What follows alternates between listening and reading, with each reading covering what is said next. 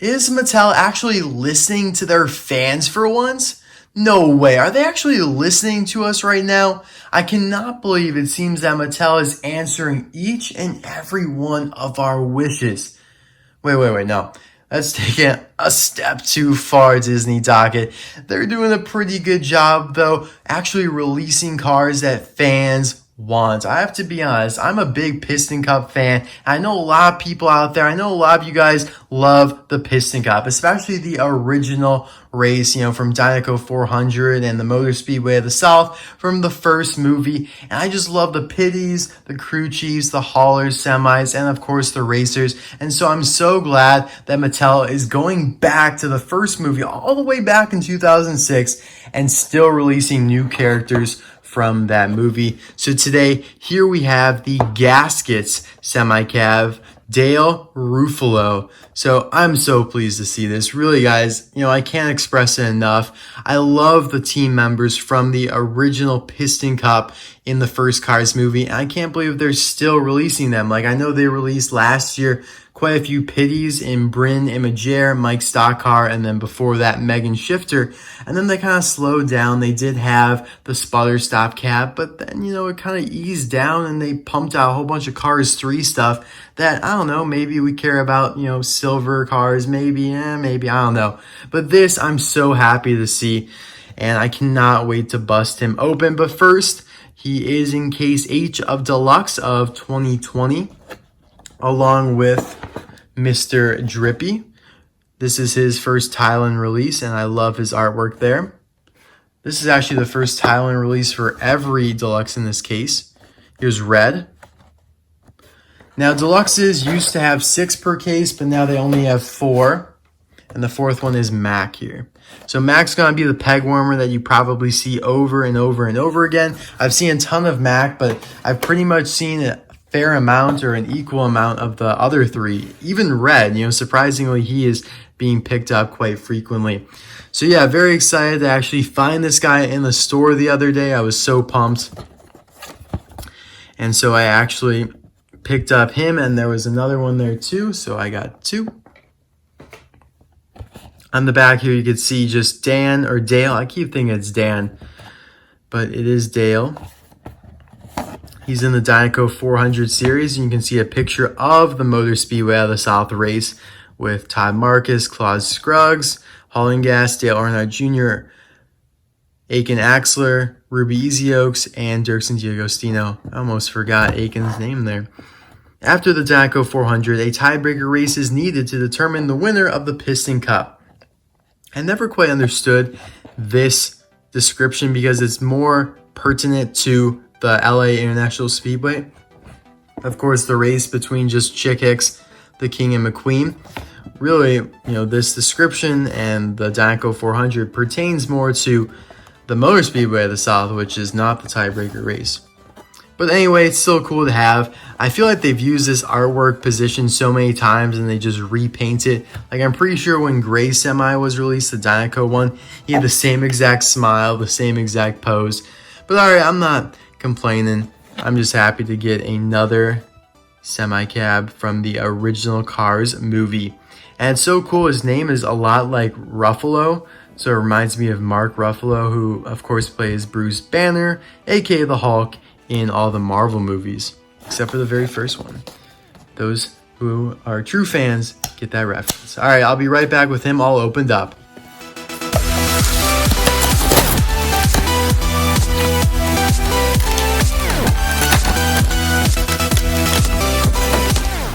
So my first thought when I opened Dale here is like, wow, he is heavy. So I actually went to this really old scale in my kitchen. I actually weighed him in comparison to Gray Semi, the Dinoco one here. And believe it or not, he weighs double Gray. So Gray's about 4 ounces and then Dale's about 8, which is half a pound. So that is pretty ridiculous in my opinion. I don't know how he is so much heavier because everything that's plastic is still plastic and everything that's metal is still metal. Like this cab up here, the cap or the hat, whatever you want to call it, plastic.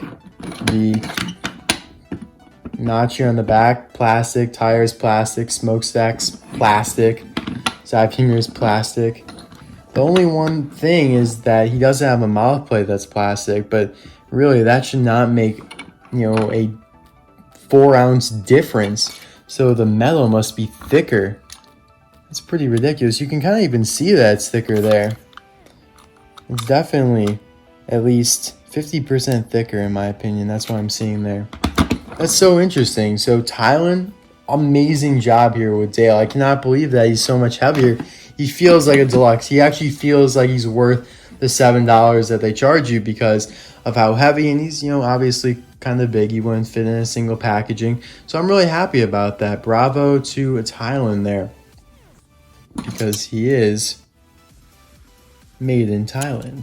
All right, so getting to his appearance in Cars 1, he's one of those I exist, but you can't see me hide and go seek type cars where, as the name insinuates, he doesn't really appear in the movie, but everybody knows that he exists because Sage VanDerSpin, the Gask-Its racer, needs to get from race to race, and we're going to assume that he has the, because he's sponsored by a company, that they provide him with a hauler. Because if I were him, if I was a professional race car driver, I would not accept a sponsorship where transportation was not included. If that were the case, or if that was not the case, Sage might be a carbon cyber racer. Who knows? But yeah, definitely he exists. We just don't really see him. But maybe by some miracle I find, the hauler. I'm pretty sure we see the trailer, but we don't really see any of the semis in the movie at all. So it's not really, the fault of Disney or Pixar. It's just that they probably go in like the little tent or something. They go, I don't know, talk for a little bit, just chat amongst themselves while the race is going down, and we don't see them. Excuse my cough there. I do still have a little bit of a cough. But anyway, let's dive right into the review here of Dale. So he's got a nice expression that we've kind of seen before, but not really. Just a typical smile. Brown eyes. I love the fact that he doesn't have a mouth plate anymore. It just looks so much cleaner. I mean, look how much cleaner that looks. Of course, number 80 there on the side, and that is a perfectly crystal clear decal. Not grainy at all. Even the decal up top here, Gask-Its, is not that grainy. There's just like a little blemish there with the top stripe there.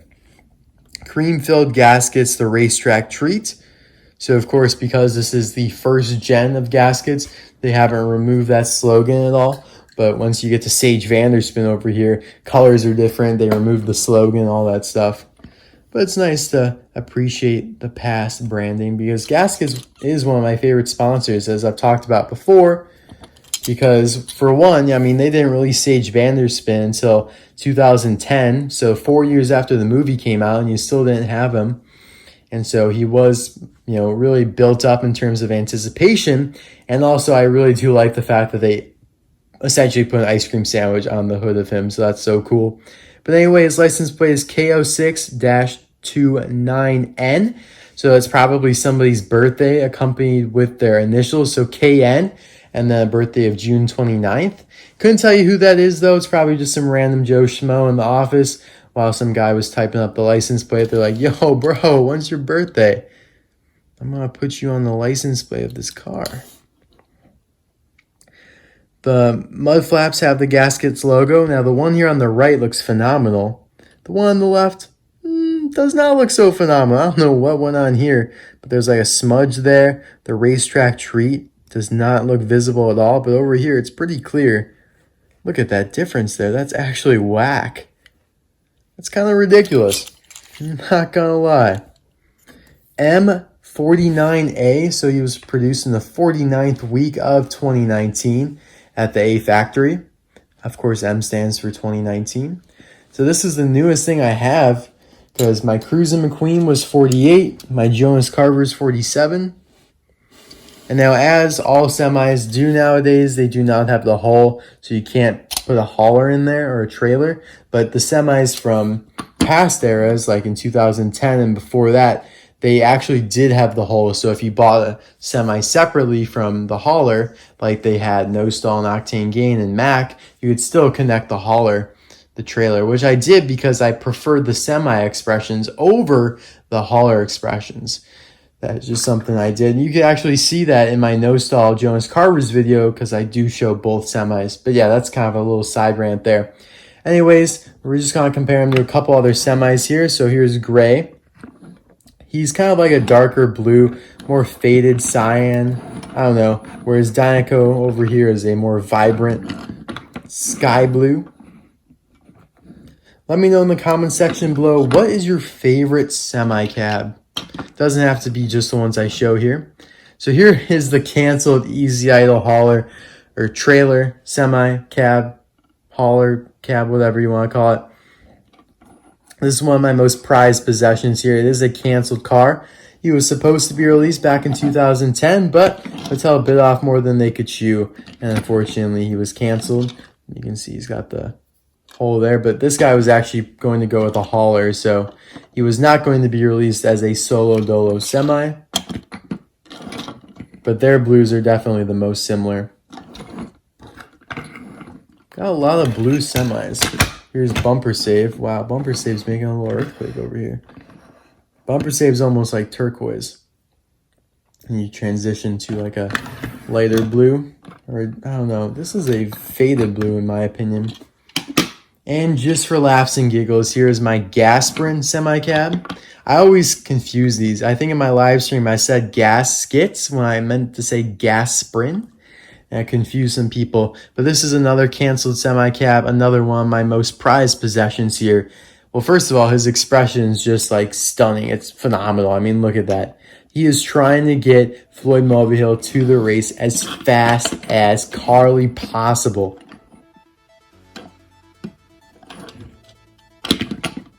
I also have a fiber fuel semi, but we'll show him at a later date. And now bringing in the whole crew here. Of course, we have Sage VanDerSpin. Yes, this is a factory custom.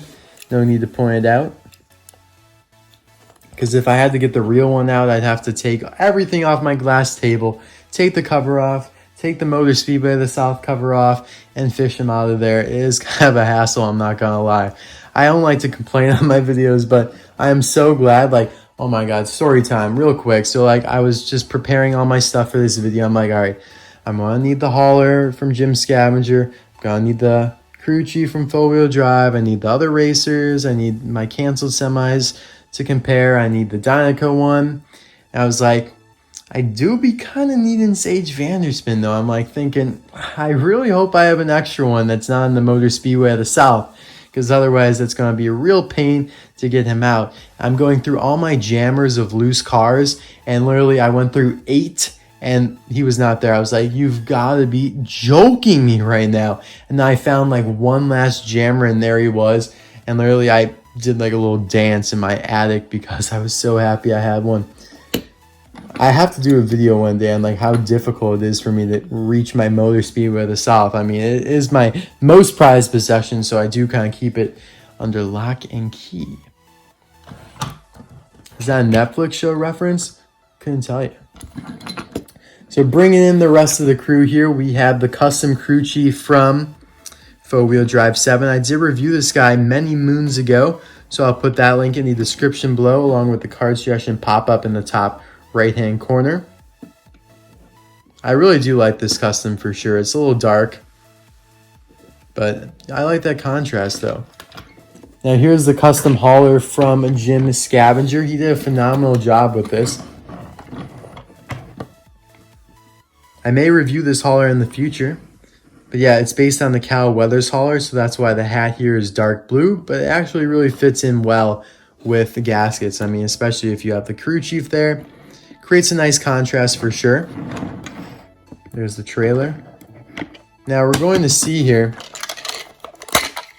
how well the trailer from Jim Scavenger matches up with the real semi-cab.